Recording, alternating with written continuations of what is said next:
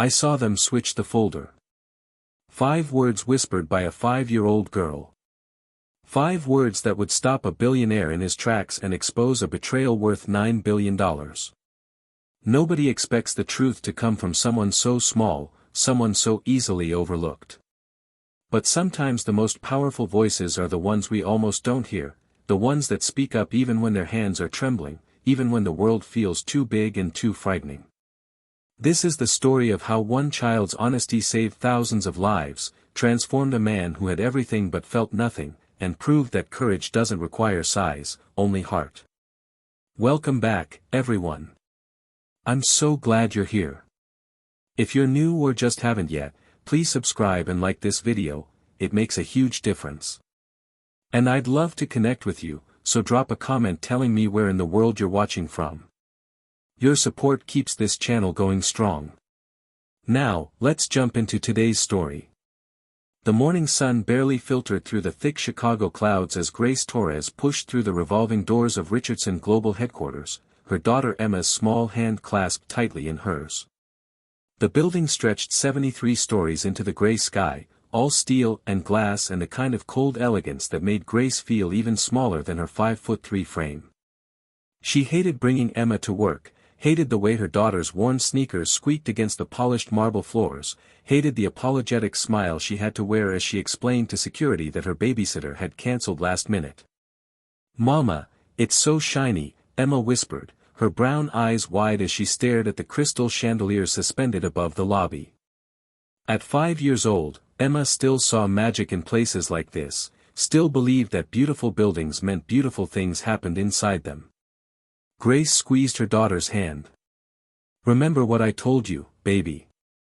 You have to be very, very quiet today. Stay in the break room where I can see you, okay? Draw your pictures, read your books, and don't bother anyone." Emma nodded solemnly, her 2 puffed ponytails bouncing with the movement. She was a good child, the kind of daughter Grace thanked God for every single night. Smart, observant, and blessed with a conscience that sometimes seemed too heavy for such small shoulders. Grace had raised her alone since Emma's father disappeared 2 years ago, and she'd raised her with one rule that mattered more than anything else: always tell the truth, even when it's hard, even when you're scared. The employee elevator carried them to the 42nd floor, where Grace worked as part of the housekeeping staff.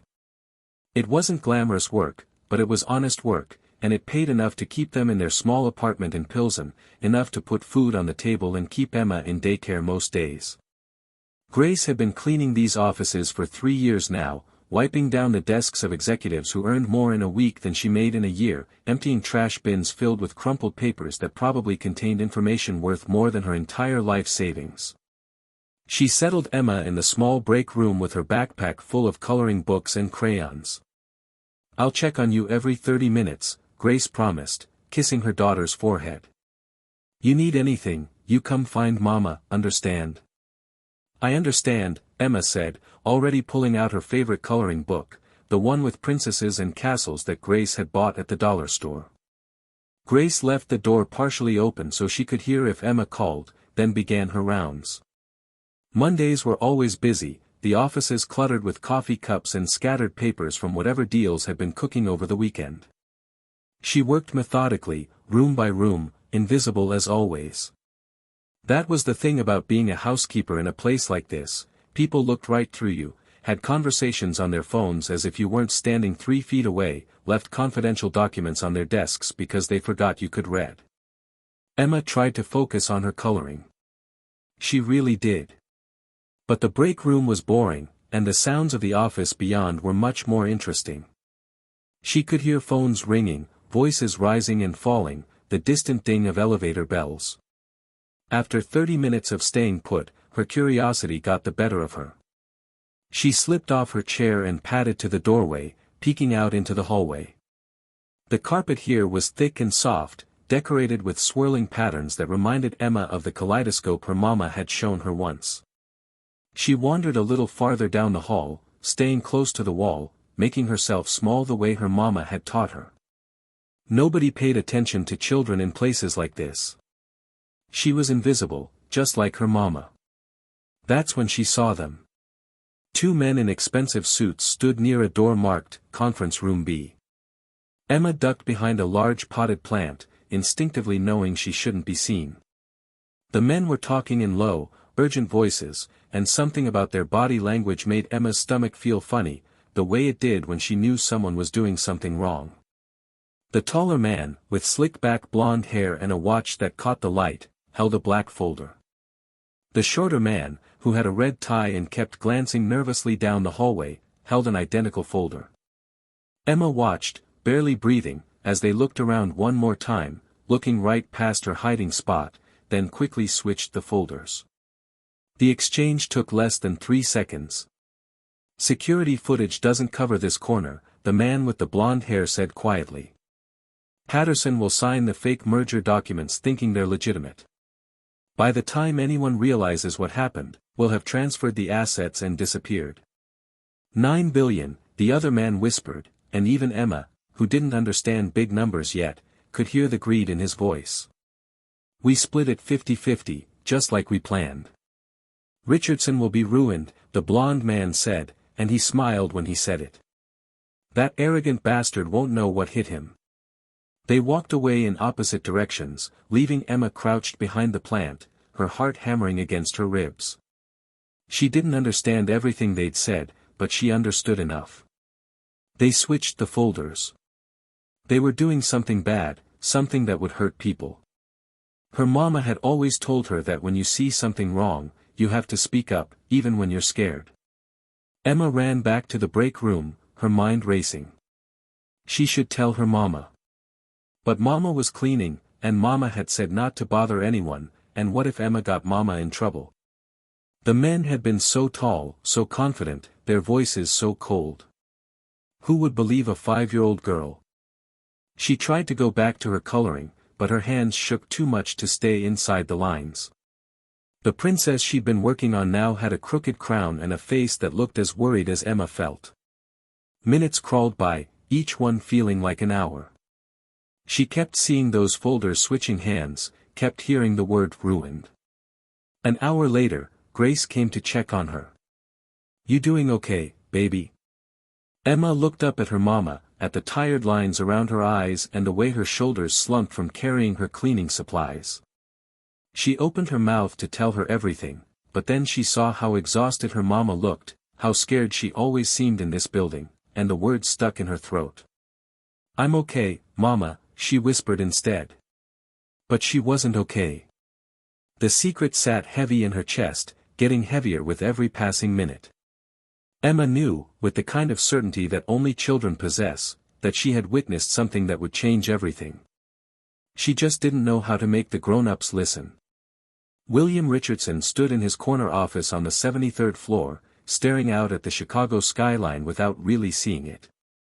At 47 years old, he had everything a man could want: a billion-dollar empire built from the ground up, properties in 7 countries, a face that regularly appeared in Forbes and the Wall Street Journal. His company, Richardson Global, employed over 15,000 people and had its fingers in everything from real estate to technology to international trade. Yet as he stood there, surrounded by mahogany and leather and art worth more than most people's homes, William felt nothing. Just the familiar emptiness that had become his constant companion over the past decade. His assistant's voice crackled through the intercom. "Mr. Richardson, the Patterson merger documents are ready for your review. Mr. Hendricks and Mr. Vance have prepared everything for this afternoon's signing." "Thank you, Janine," William said automatically. The Patterson merger. 6 months of negotiations, countless sleepless nights, and if everything went according to plan, a $9 billion acquisition that would cement Richardson Global's position as the dominant force in commercial real estate development. It should have excited him. Once upon a time, it would have. He turned back to his desk, where 3 framed photographs sat in a neat row, the only personal items in the entire office. His parents, both gone now. His ex-wife, who'd left him 5 years ago because he'd chosen a business deal over their anniversary for the 3rd year in a row. And his son, Christopher, who was away at boarding school and barely spoke to him anymore beyond obligatory holiday phone calls. When had he become this person? When had success started tasting like ash in his mouth? His phone buzzed with messages. Investors wanting updates. Board members jockeying for position. Competitors circling like sharks. The game never stopped, the pressure never eased. William had spent 25 years building this empire, sacrificing everything, his marriage, his relationship with his son, his health, his happiness, and for what? To stand alone in a tower made of glass and steel, unable to remember the last time he'd felt truly connected to another human being. He shook off the melancholy.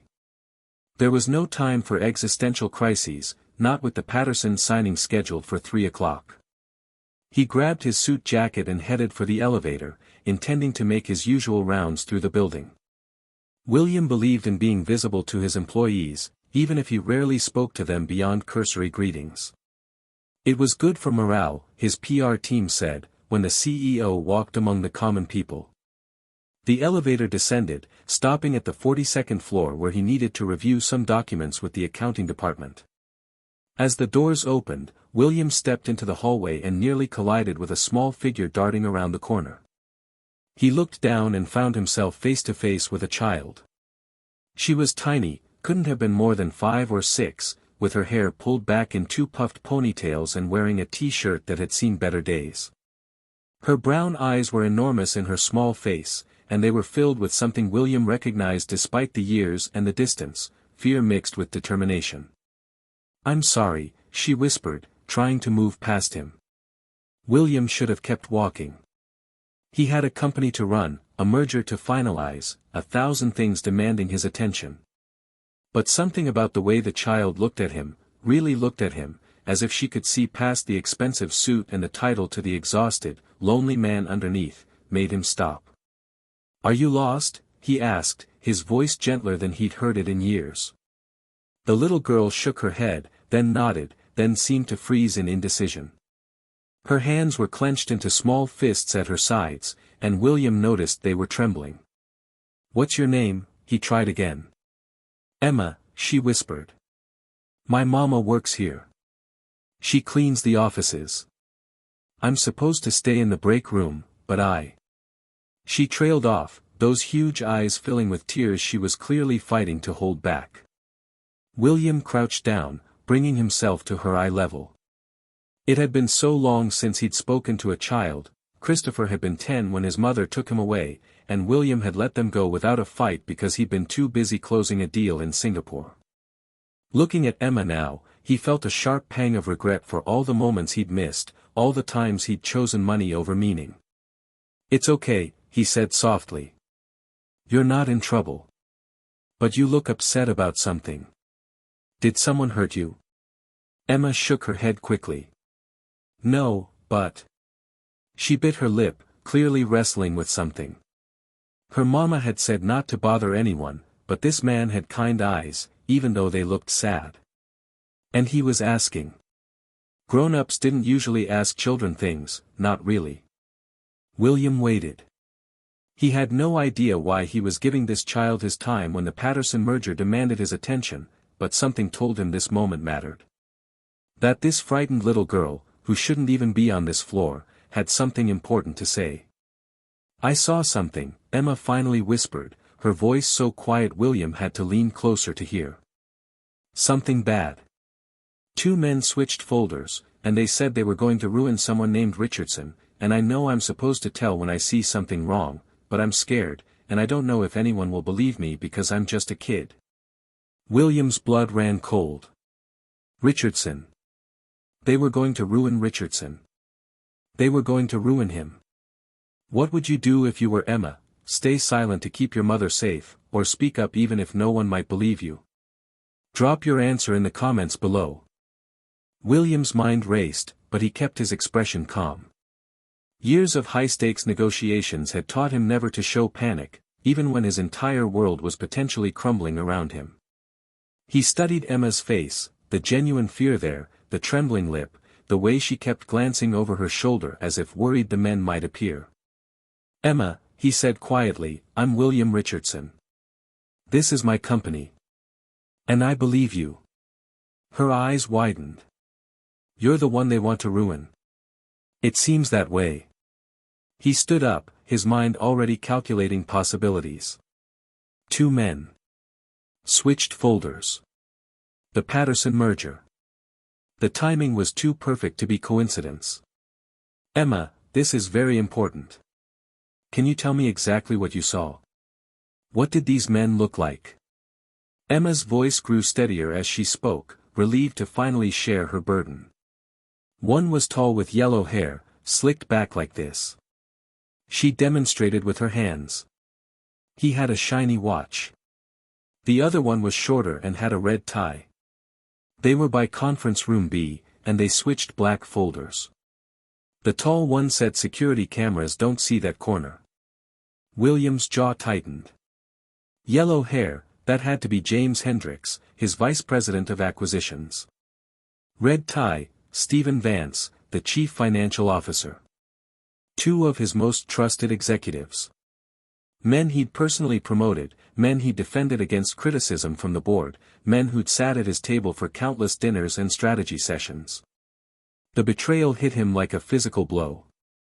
They said 9 billion, Emma continued, her small voice cutting through his spiraling thoughts. And something about Patterson signing fake papers. They said by the time anyone knows, they'll be gone. 9 billion. The exact amount of the Patterson merger. William felt sick. If Vance and Hendricks had created fraudulent merger documents, if Patterson signed them thinking they were legitimate, the legal and financial consequences would be catastrophic. Richardson Global would be sued into oblivion.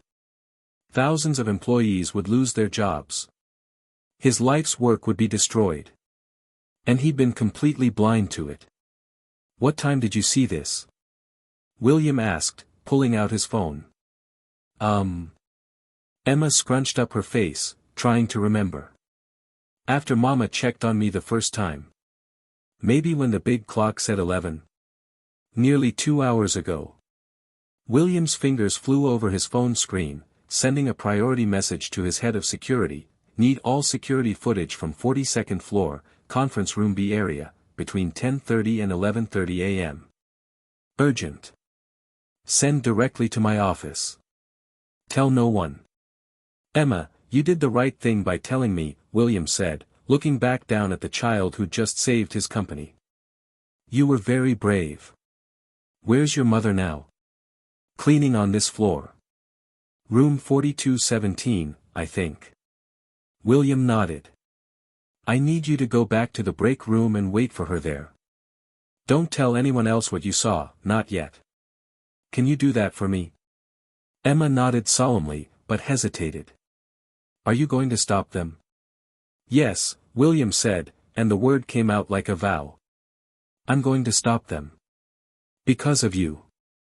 A small smile flickered across Emma's face, and then she was gone, disappearing around the corner like a shadow. William stood in the empty hallway, his heart pounding, rage and betrayal and something else, something that felt almost like awakening, coursing through his veins. He strode to the elevator, his mind working through the situation with cold precision. If he confronted Hendricks and Vance directly, they'd deny everything. If he went to the board without proof, they might warn the traitors. No, he needed to be smart about this. He needed evidence. The elevator ride to his office felt like it took forever. When he finally reached the 73rd floor, Janine looked up with surprise. Sir, I thought you were reviewing. Cancel everything, William said shortly. I'm not to be disturbed for the next hour. No exceptions. He shut his office door and went directly to his private computer, the one with access to every system in the building. Within minutes, his head of security, Thomas Reeves, had sent the footage through the encrypted channel. William pulled it up, his hands clenched into fists as he watched. There. 11:07 a.m. Conference room B corridor. The camera angle wasn't perfect, but it was clear enough. Hendricks and Vance met, looked around carefully, and executed the switch exactly as Emma had described. The footage was grainy, but their faces were unmistakable, and their body language screamed guilt. William sat back in his chair, a humorless smile crossing his face. They'd been careful, these men he'd trusted. They'd found a blind spot in his security, chosen a time when the floor was relatively empty, planned every detail. But they'd forgotten one thing: children see everything. Emma had given him the truth. Now he needed to act on it. He opened a secure line to his personal attorney, Richard Morrison, who'd been with him since the beginning. "Richard, I need you at my office in 30 minutes. Bring whatever you need to authorize an immediate forensic audit of the Patterson merger documents. And call Detective Harrison at Chicago PD, I'm going to need someone who handles corporate fraud." "William, what's going on?" "I'm about to discover exactly who my real enemies are," William said coldly. "And I'm going to make sure they pay for every betrayal." As he ended the call, William found himself thinking about Emma again. A 5-year-old child, probably terrified, definitely out of her depth, had done what none of his executives, none of his advisors, none of his expensive security systems had done. She'd seen the truth and had the courage to speak it. When was the last time anyone in this building had shown that kind of integrity? Have you ever witnessed something wrong at work or school but were afraid to speak up? What stopped you, or what gave you the courage to act? Share your story in the comments. Grace Torres pushed her cleaning cart down the hallway, her back aching from 4 hours of scrubbing and polishing. She glanced at her watch, 12:47 p.m. Emma had been so quiet today, so well behaved. Grace made a mental note to stop by the dollar store on the way home and get her baby a treat, maybe those gummy bears she loved. She was wiping down a conference table when her phone buzzed. A text from an unknown number: "Ms. Torres, this is Janine from Mr. Richardson's office. Please come to the 73rd floor immediately. Bring your daughter." Grace's stomach dropped. Oh God. Emma must have done something. Must have wandered where she wasn't supposed to, touched something valuable, bothered someone important. Grace's hands shook as she abandoned her cart and rushed to the break room. Emma was sitting exactly where she was supposed to be, coloring peacefully. She looked up with innocent eyes. "Hi, Mama. Baby, did you do something? Did you go somewhere you weren't supposed to?" Emma's face scrunched up with guilt. I talked to someone." Grace closed her eyes, fighting back tears of frustration and fear. "Emma, what did I tell you? You can't bother people here. These are important people with important jobs, and she stopped herself before she said we don't matter to them, because that wasn't a burden a 5-year-old should carry. Come on. We've been called upstairs." The elevator ride to the 73rd floor felt like ascending to judgment. Grace had worked at Richardson Global for 3 years and had never been above the 50th floor. The executive level was another world entirely, quieter, more elegant, with art on the walls that probably cost more than her annual salary. She held Emma's hand tightly, preparing herself for humiliation, possibly termination. Janine, a polished woman in her 50s with kind eyes, greeted them with a smile that seemed genuine. "Ms. Torres, Emma, thank you for coming. Mr. Richardson is waiting for you in his office."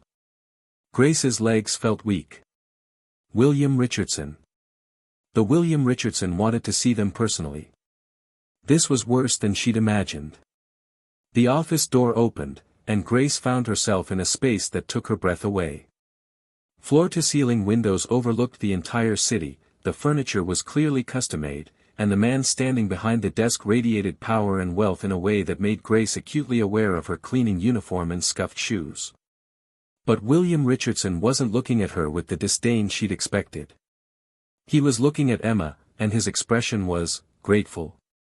"Ms. Torres, please, sit down," William said, gesturing to the leather chairs facing his desk. "Both of you." Grace perched on the edge of the chair, ready to apologize, ready to beg for her job. "Mr. Richardson, I'm so sorry if Emma bothered you. She's never come to work with me before, but my sitter cancelled, and I couldn't afford to miss a day, and—" "Ms. Torres." William's voice was gentle but firm. "Your daughter didn't bother me. She saved me. She saved this entire company." Grace blinked, confused. Emma squeezed her hand. William sat down across from them, and for the next 10 minutes, he explained everything. The switched folders. The planned fraud. The $9 billion that would have been stolen. Hendricks and Vance's betrayal. And Emma's courage in speaking up. Grace listened in stunned silence, her mind struggling to process it all. Her baby girl, her tiny Emma, had uncovered a conspiracy that could have destroyed thousands of lives. The documents Emma helped me discover were incredibly sophisticated forgeries, William continued. If Patterson had signed them this afternoon, as planned, it would have triggered a cascade of legal liabilities that would have bankrupted Richardson Global within 6 months. 15,000 employees would have lost their jobs. Pension funds would have been wiped out. And Hendricks and Vance would have disappeared with $9 billion. But Emma's just a baby, Grace whispered. She doesn't understand business or mergers or. She understands right and wrong, William said quietly. Which is apparently more than I can say for the men I trusted most. He looked at Emma, who was watching the exchange with wide, solemn eyes. Emma, because of you, we were able to verify the fraud before any damage was done. The police are arresting Mr. Hendricks and Mr. Vance as we speak. The real merger documents are secure. You saved 15,000 jobs today. Do you understand that? Emma shook her head slightly. 15,000 was too big a number to understand. William smiled, a real smile that transformed his tired face. You saved my company. You saved me. Grace felt tears streaming down her face. I don't know what to say. Say you'll accept my gratitude, William replied. And say you'll allow me to make this right. Make what right? William leaned back in his chair. Ms. Torres, I've spent the last 2 hours doing some research. You've worked here for 3 years.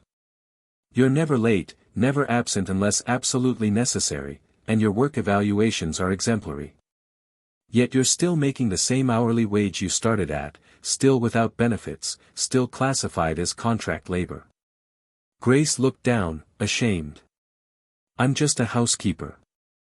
You're a single mother raising an exceptional child while working full-time in a system designed to keep you invisible, William said, and there was an edge of anger in his voice, not at her, Grace realized, but at himself. That ends today. He pulled out a folder, a real one this time, not a tool for fraud, and slid it across the desk. Effective immediately, you're a full-time employee with complete benefits, including health insurance, dental, vision, and a retirement plan. Your salary is tripling.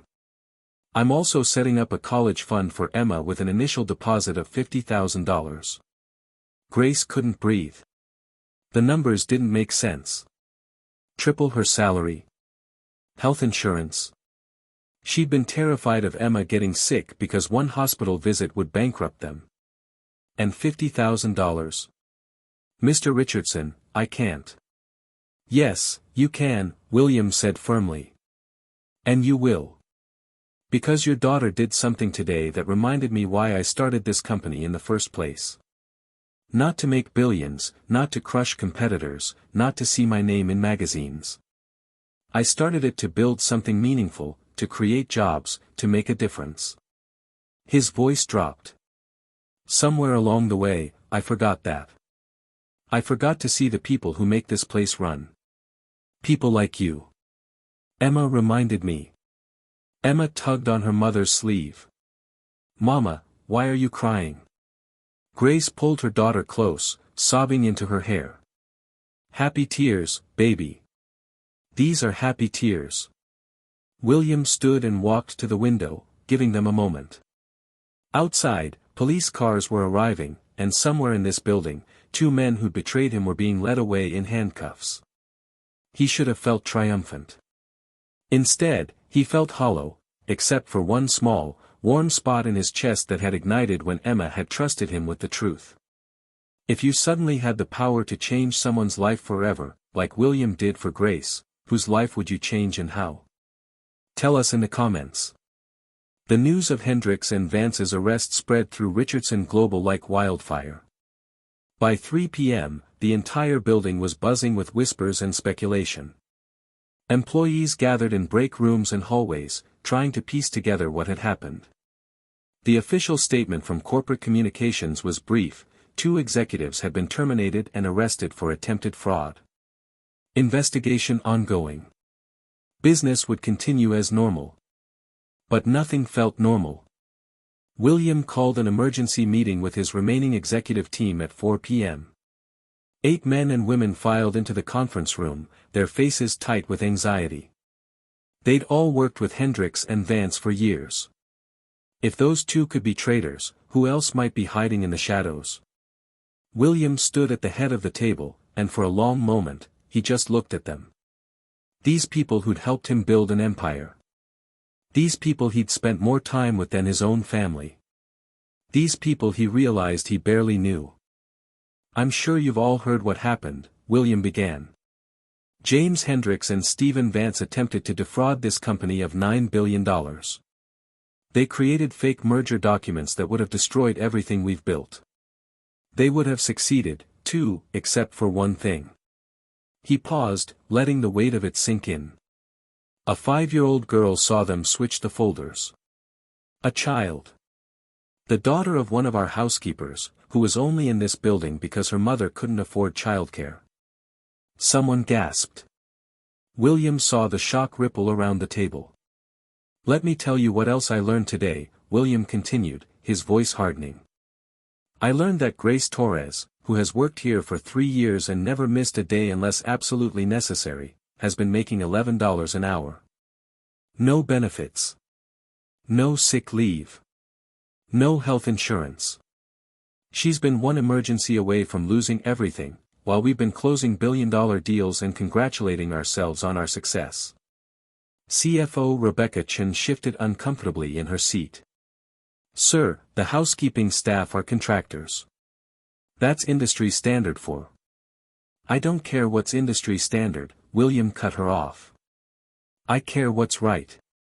And what I've realized today is that I've been so focused on numbers and acquisitions and market dominance that I forgot the most important thing: the people who actually make this company work."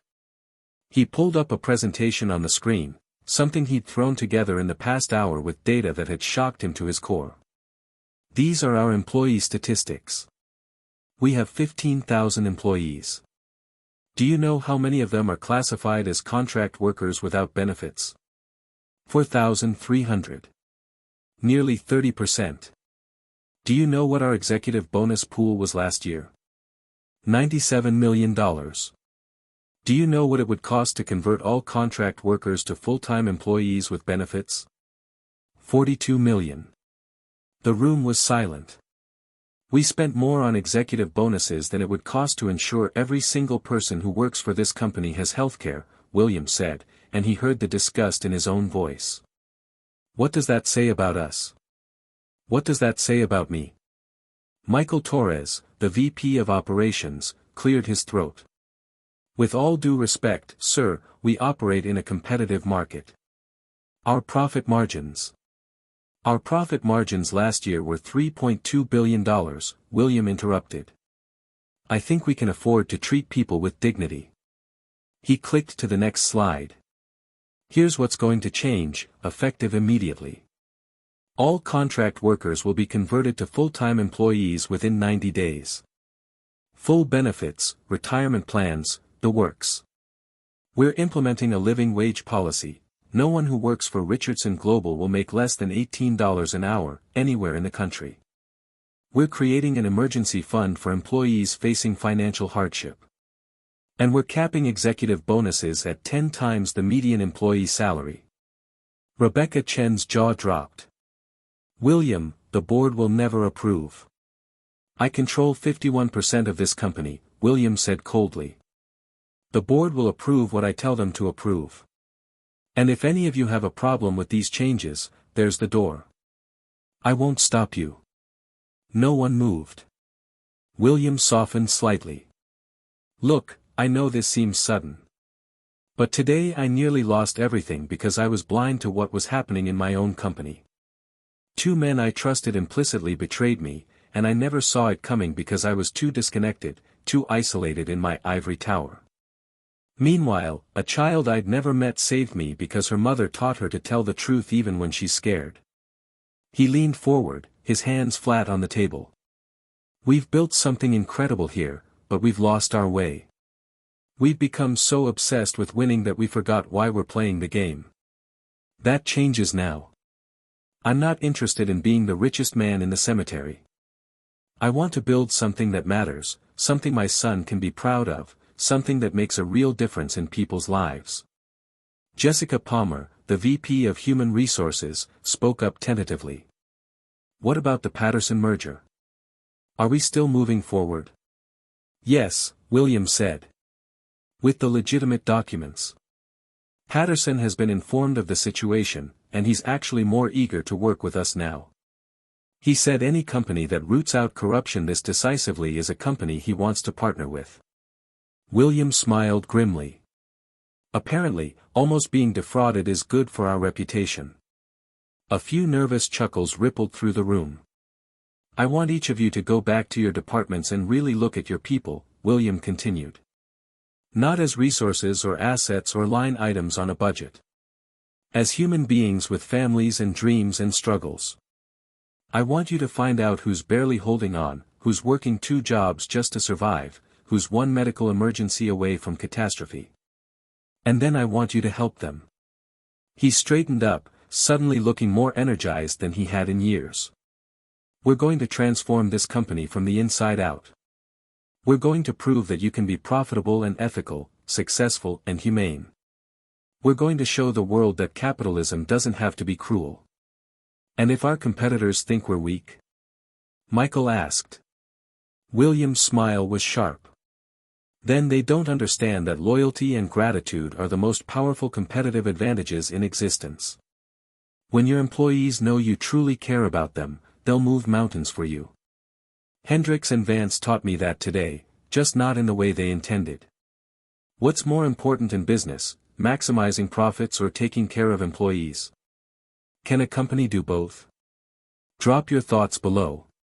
2 weeks later, the transformation of Richardson Global was already underway, and the changes were creating ripples throughout the entire company. Grace Torres walked through the front doors of the building with her head held higher than it had ever been. She was wearing new clothes, nothing fancy, but clean and professional, and she had an employee badge that said, Full-Time Environmental Services Coordinator, instead of a contractor's temporary pass. But more than the title or the tripled salary or the health insurance card in her wallet, what made Grace stand taller was the way people looked at her now. They saw her. After 3 years of being invisible, of being the woman who emptied their trash and wiped down their desks, suddenly people were meeting her eyes, saying good morning, asking about Emma. It was uncomfortable at first. Grace wasn't used to attention. But slowly, she was learning to accept it. Emma had become something of a legend in the building. The story had spread, how a 5-year-old girl had exposed a $9 billion fraud scheme, how she'd been brave enough to tell the truth when grown men with power and money had bet everything on no one noticing. Some employees had started calling her the girl who saved Richardson Global, though Emma herself didn't quite understand what all the fuss was about. She just knew that her mama smiled more now. That their apartment had heat that actually worked. That she'd gone to the doctor for a checkup for the first time in 2 years, and her mama hadn't cried about the bill afterward. William Richardson had also been transformed, though his changes were less visible to most people. He'd started doing something he hadn't done in over a decade, walking through the building and actually talking to employees. Not the polished, scripted interactions his PR team used to arrange, but real conversations. He learned that Marcus in IT had a daughter Emma's age who he rarely saw because he worked 16-hour days trying to afford her medical treatments for juvenile diabetes. William immediately approved flexible hours and connected Marcus with the company's new healthcare advocacy program. He discovered that Jennifer in accounting had been sleeping in her car for 3 weeks after her landlord raised her rent and she couldn't afford first and last month on a new place. William authorized an emergency grant from the new Employee Assistance Fund and connected her with affordable housing resources. He found out that Thomas, one of the security guards, had been working at Richardson Global for 12 years and had never once been invited to the company Christmas party because contract workers weren't included. William made sure Thomas received a personal apology and a guarantee that every single employee, regardless of position, would be welcomed at all company events going forward. Each story broke William's heart a little more. How had he been so blind? How had he built a company with 15,000 employees and never bothered to learn that the people who kept his buildings clean, who secured his offices, who processed his paperwork, were struggling to survive? Emma had opened his eyes, and now he couldn't look away. On a Thursday afternoon, William did something unprecedented. He cleared his schedule and invited Grace and Emma to have lunch with him in his office.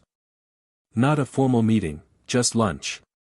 Grace had been terrified at first, but Emma had been excited, chattering the whole elevator ride up about whether Mr. Richardson liked chicken nuggets as much as she did. William had indeed ordered chicken nuggets, along with sandwiches and fruit and cookies that were probably too fancy for a casual lunch. He sat on the floor with Emma, because she seemed more comfortable there, and found himself genuinely laughing for the first time in months as she told him elaborate stories about her stuffed animals and their adventures. Mr. Penguin is the brave one, Emma explained seriously, holding up a worn stuffed penguin that had clearly been loved hard. He's not afraid of anything. He told me that when you see something wrong, you have to speak up, even if your flippers are shaking. William glanced at Grace, who was wiping her eyes. Mr. Penguin sounds very wise, he said softly. Mama gave him to me, Emma said. She said he'd protect me. And he did. He was with me when I saw those bad men. Grace's voice was thick with emotion. I bought that penguin at a thrift store for $2 3 years ago. I never imagined it would be with her during the most important moment of her life. William felt something crack open in his chest. For years, he'd been chasing bigger numbers, bigger deals, bigger everything. He'd measured his worth in billions and board meetings and buildings with his name on them.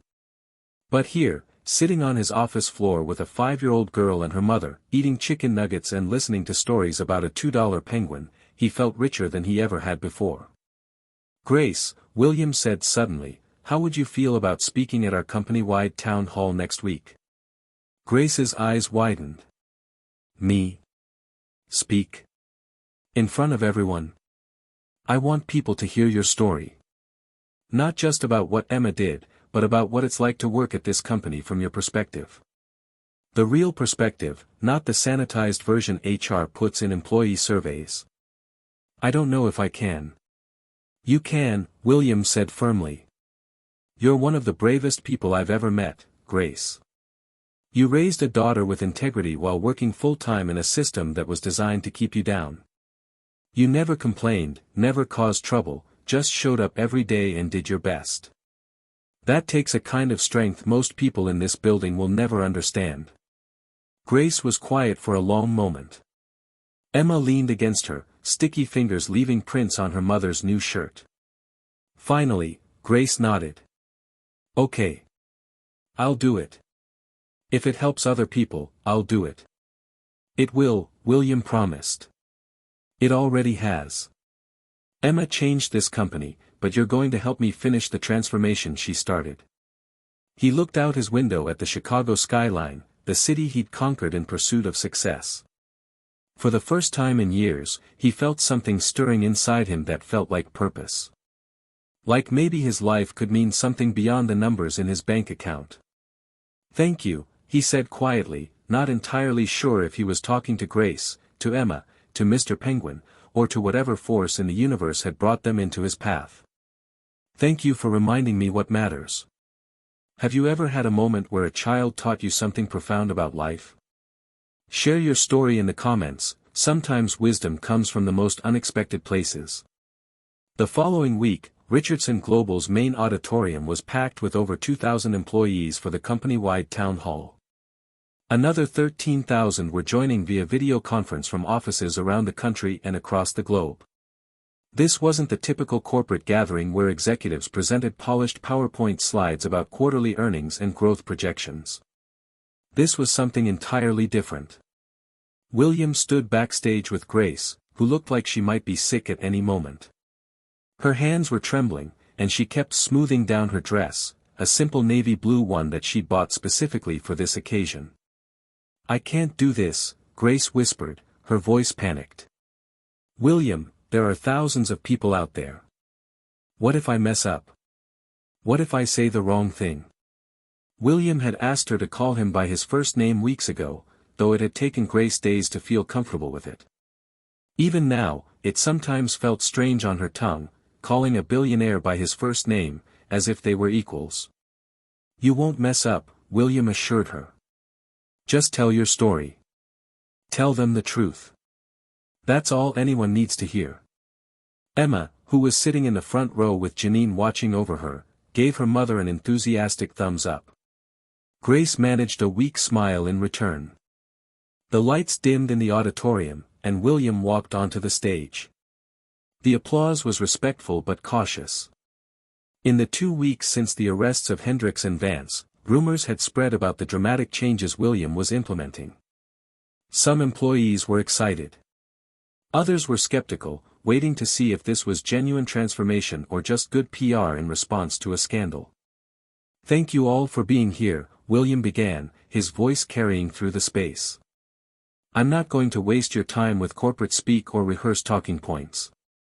I'm going to be honest with you in a way I should have been years ago." He paused, looking out at the sea of faces. Accountants and analysts, security guards and administrative assistants, IT specialists and maintenance workers. The people who made Richardson Global function. 2 weeks ago, I almost lost everything. 2 men I trusted were about to defraud this company of $9 billion. If they had succeeded, Richardson Global would have collapsed. Every single one of you would have lost your jobs. Pension funds would have been wiped out. 15,000 families would have been devastated. The auditorium was dead silent. "But we caught them," William continued. "Not because of our security systems or our financial controls or our executive oversight. We caught them because a 5-year-old girl saw them switch folders in a hallway and had the courage to tell me about it." Murmurs rippled through the crowd. Many had heard the story, but hearing William confirm it publicly was different. "That little girl is Emma Torres. Her mother, Grace Torres, has worked in our environmental services department for 3 years. And until 2 weeks ago, I had never met either of them. I had never spoken to Grace, never learned her story, never bothered to find out that she was a single mother working for $11 an hour without benefits, raising a daughter who would grow up to save my company." William's voice grew rough with emotion. "That's on me. I built this company from nothing, and somewhere along the way, I stopped seeing the people who made it possible. I stopped caring about anything except growth and profit and winning. I surrounded myself with executives who thought the same way, and together we created a culture that treated human beings as expendable resources." He took a breath. "Emma and Grace showed me how wrong I was. Today, I want Grace to share her story with you. Not because it's easy for her, public speaking terrifies her, but because her experience represents something I need all of you to understand. We failed you. I failed you. And that's going to change." William gestured toward the wings. "Please welcome Grace Torres." The applause started slowly, then built into something genuine and warm. Grace walked onto the stage, her legs shaking, her heart pounding so hard she could hear it in her ears. But when she reached the podium and looked out at the audience, she saw faces like hers. People who worked hard for every dollar.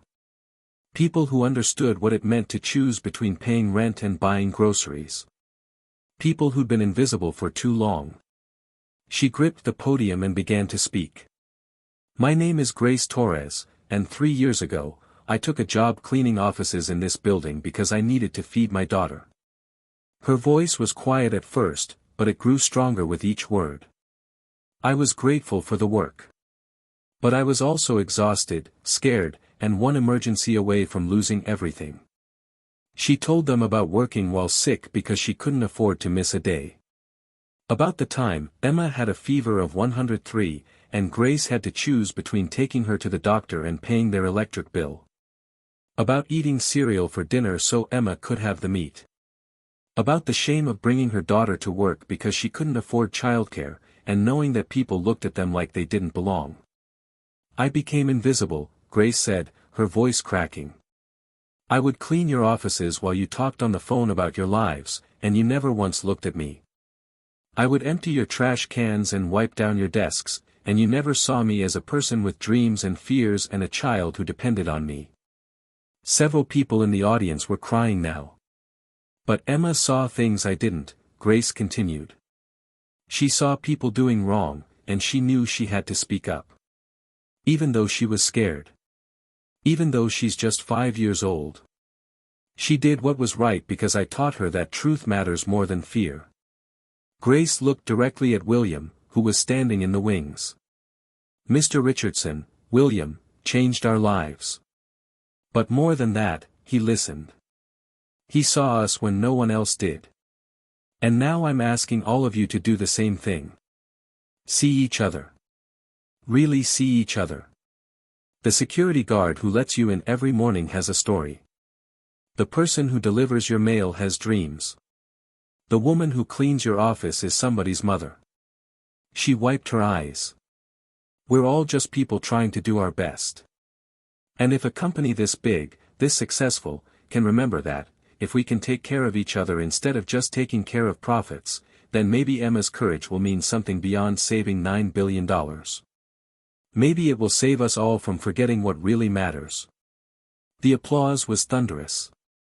People were on their feet, and Grace saw tears streaming down faces throughout the auditorium. She'd done it. She'd told the truth, and people had listened. William returned to the stage and stood beside her. Grace represents what this company is going to become, he said. A place where everyone matters. Where everyone is seen. Where we measure success not just in dollars, but in lives improved and dignity restored. If you were in that auditorium, what would you ask Grace or William? What changes would you want to see in your own workplace? Let us know in the comments. 3 months after the town hall, Richardson Global had become almost unrecognizable from the company it had been. The changes weren't just cosmetic or performative, they were real, structural, and deeply felt throughout every level of the organization. The Employee Assistance Fund that William had created had already helped over 300 families facing emergencies. Isabella Ramirez in customer service had received a grant when her husband was diagnosed with cancer and they couldn't afford his medications. Kevin Patterson in the mailroom got help with a down payment on a reliable car after his old one died, ending his 3-hour commute via public transportation. Dozens of employees had accessed the mental health counseling now covered under their enhanced benefits. But the most profound changes weren't the ones you could measure in dollars and cents. They were in the culture itself. William had instituted Connection Fridays, where executives spent half their day working alongside employees in other departments. Rebecca Chen had spent a Friday with the janitorial staff and came away humbled by how physically demanding the work was. Michael Torres shadowed a customer service representative and was shocked by the abuse employees took from angry clients without any support or recognition. The executive team had fought William on it at first. It seemed like a waste of valuable time. But after their first rotations, even the skeptics had to admit it changed their perspective. It was hard to dismiss someone's concerns about inadequate break rooms when you'd spent 8 hours with them and learned about their sick mother or their kid's scholarship or their dream of going back to school. William himself had worked alongside Grace one Friday, helping clean offices on the 42nd floor. He'd been sore for 3 days afterward and had gained a whole new level of respect for the physical labor she'd been doing for years. More importantly, he'd overheard conversations he never would have heard otherwise, employees talking candidly about their lives, their struggles, their hopes. It was an education no MBA program could provide. Emma had become something of a mascot for the new Richardson Global. Her story had leaked to the press, William suspected one of the board members had done it deliberately, and suddenly Emma Torres was being featured in business magazines and news segments as the 5-year-old who saved $1 billion company. Grace had been protective at first, worried about Emma being exploited, but William had ensured that all interviews were done carefully, with Emma's comfort as the top priority. The publicity had an unexpected benefit. Other companies started reaching out, asking how Richardson Global had implemented its reforms. William found himself becoming an unlikely advocate for ethical capitalism, speaking at conferences and writing op-eds about the importance of treating workers with dignity. Some business leaders called him naive. Others called him a traitor to his class. But many more called him a pioneer. On a sunny Saturday in late spring, William organized something Richardson Global had never done before, a company-wide family celebration in Grant Park. Not a formal corporate event with name tags and networking, but a genuine party with food trucks and carnival games and a stage for live music.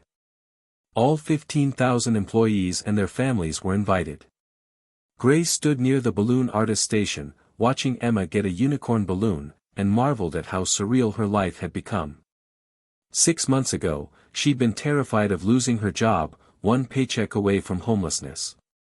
Now she was looking at apartments in safer neighborhoods, had signed Emma up for swimming lessons, and had even started taking online classes toward a business degree that Richardson Global was paying for through their new education benefit program. "She looks happy," William said, appearing beside Grace with 2 cups of lemonade. He handed her one. "She is happy," Grace said, accepting the drink. "We both are. William, I still can't believe this is real sometimes. I keep waiting to wake up and find out it was all a dream." "It's real," William assured her. "And it's not charity, Grace. You and Emma gave me something far more valuable than money. You gave me purpose again." He watched Emma chase after her balloon as the wind caught it, laughing with pure joy. Around them, thousands of Richardson Global employees and their families were enjoying the sunshine, the food, the entertainment. But more than that, they were connecting. Executives were playing cornhole with warehouse workers. Administrative assistants were sharing picnic blankets with IT specialists. People who'd worked in the same building for years but never spoken were learning each other's names, meeting each other's children, becoming more than just co-workers. "My son is coming home next week," William said quietly. "Christopher. He's 15 now, and we've barely spoken in years." But when he heard about what happened, about Emma, about the changes we're making, he called me. Really called me, not just the obligatory holiday check-in. He said he wanted to visit, wanted to see what I was doing. Grace smiled. "That's wonderful, William." "I'm terrified," William admitted. "I don't know how to be a father anymore. I don't know if I ever really knew. I was always too busy, always prioritizing the wrong things. But I want to try." Emma reminded me that children see the truth clearly.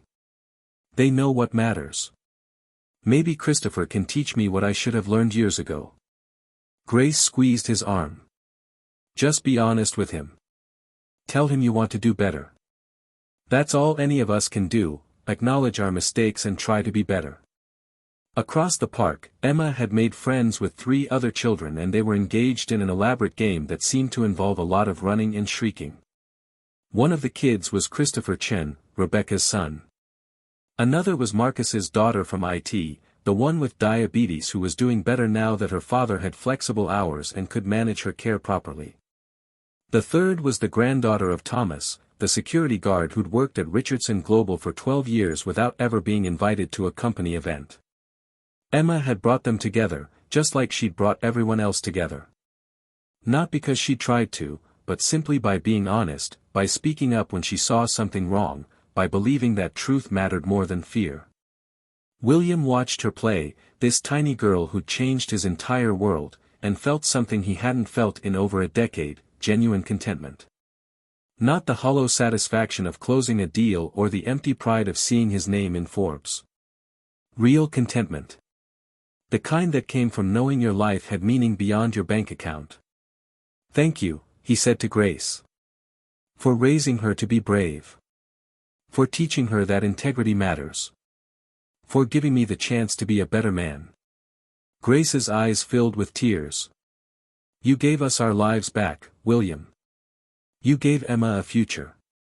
That's worth more than all the money in the world. They stood together in comfortable silence, watching Emma and her new friends play in the sunshine, while around them, 15,000 people celebrated not just a company, but a community. A family. What's one small act of honesty or courage you've witnessed that ended up having a huge impact? Sometimes the smallest voices create the biggest changes. Share your story below. 6 months after the family celebration in Grant Park, William Richardson stood in his office on the 73rd floor, but he wasn't alone. Christopher sat across from him, not in one of the formal leather chairs, but on the couch by the window where they'd been talking for the past 2 hours. Real talking, the kind they hadn't done since Christopher was a little boy. His son had changed. At 15, he was nearly as tall as William, with his mother's eyes and a guarded expression that broke William's heart because he knew he'd put it there. But slowly, over the past few months of visits and phone calls and honest conversations, that guardedness was softening.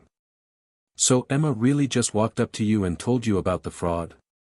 Christopher asked, still amazed by the story even though he'd heard it several times. "She was terrified," William said. "But she did it anyway." That's real courage, Christopher. Not the absence of fear, but doing what's right despite being afraid. Christopher was quiet for a moment, then said, "I was afraid to call you. After all these years of barely talking, I thought maybe you wouldn't want me to come back." William felt the words like a knife to his chest. "Christopher, I have wanted nothing more than to have you back in my life.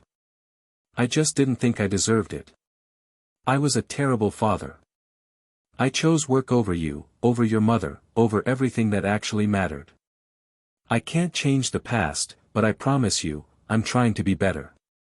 "I can see that," Christopher said softly. "Mom showed me the articles about what you're doing at the company. She said you're becoming the man she always hoped you'd be." They sat together watching the sunset paint the Chicago skyline in shades of orange and gold.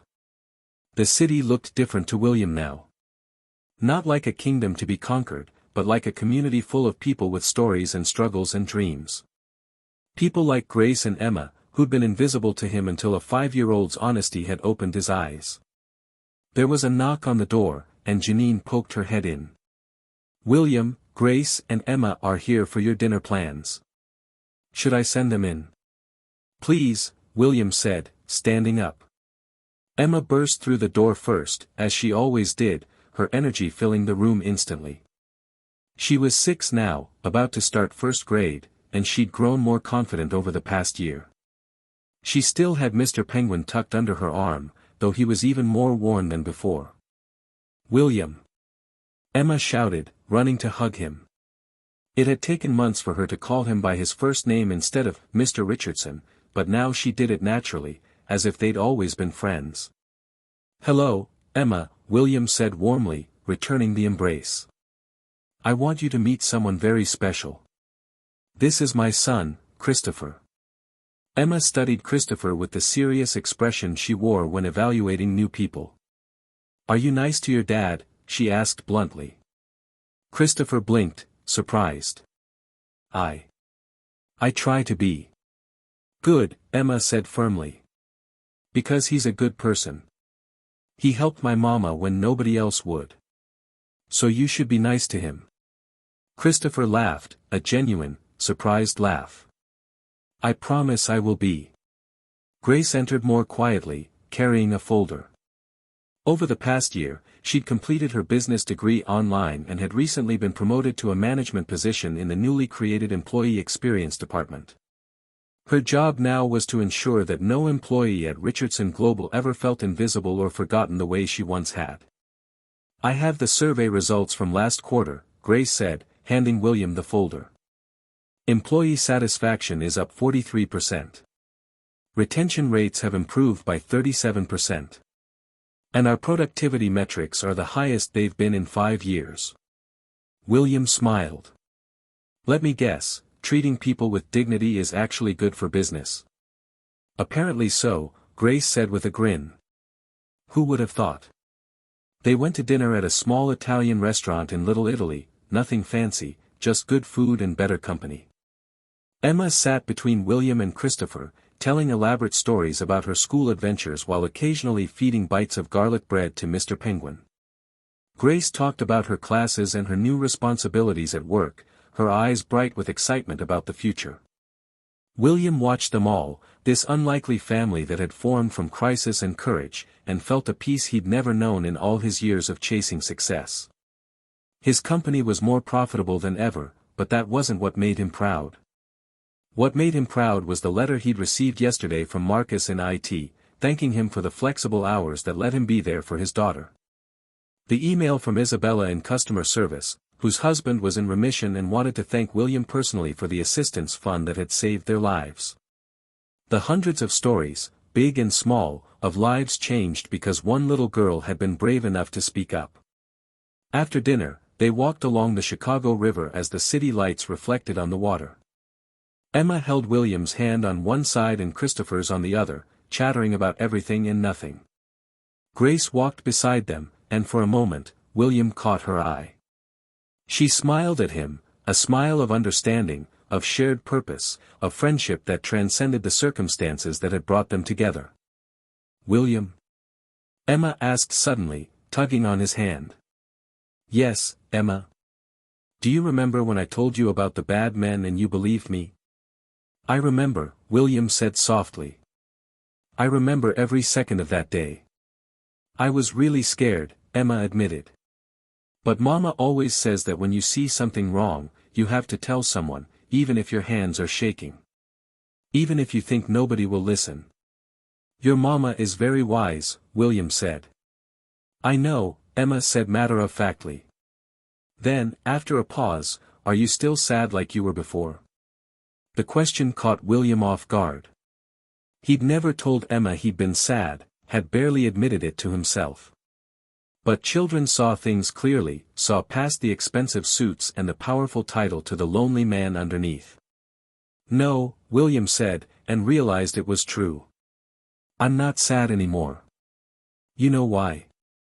"Why?" "Because you taught me that the bravest thing we can do is tell the truth, and the best thing we can do is care about each other. You saved more than my company, Emma. You saved me." Emma squeezed his hand. "You're welcome. You saved my mama too, so we're even." They continued walking, this unconventional family bound together by honesty and transformation. Behind them, the Richardson Global building rose into the night sky, its lights blazing. But William didn't look back. He looked forward, at the path ahead illuminated by streetlights, at the children who represented the future, at Grace who represented resilience and grace. 5 words had changed everything. I saw them switch the folder. 5 words whispered by a 5-year-old girl who believed that truth mattered more than fear.